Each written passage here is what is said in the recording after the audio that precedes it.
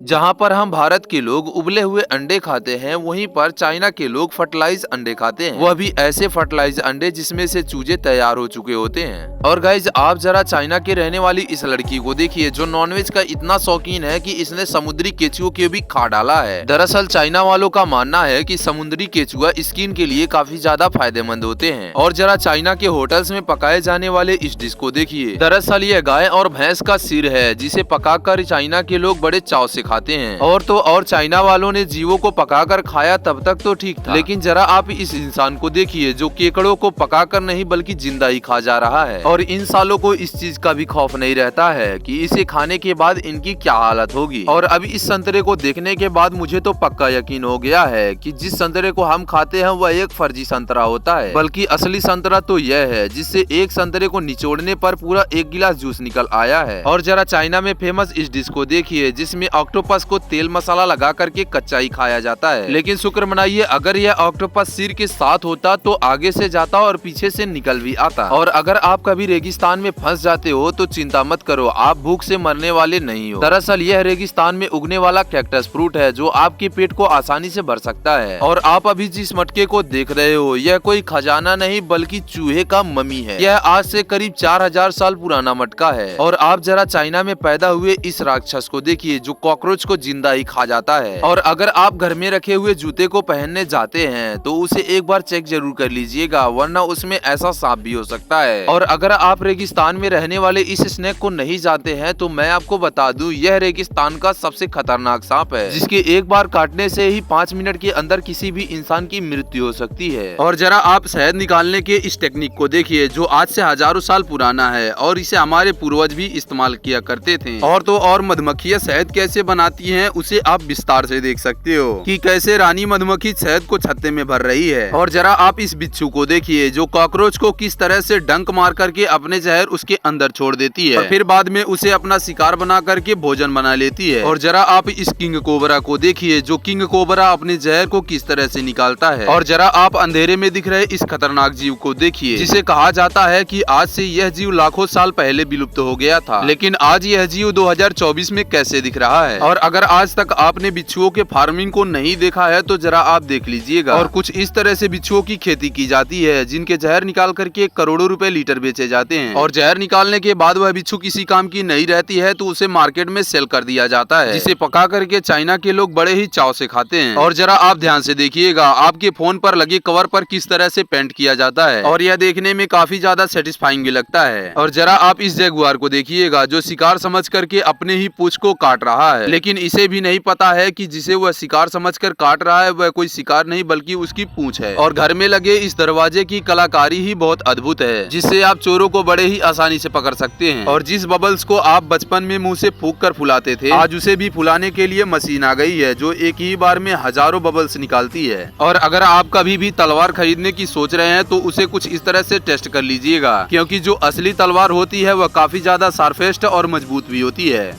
और दुकानों पर 50 पैसे 1 रुपए में मिलने वाली जिस टॉफी को आप खाते हो उसे कुछ इस तरह से बनाया जाता है। और पेड़ों में छेद करने वाली इस चिड़िया से मिलिए जिसका नाम ब्लैक वुड पीकर है।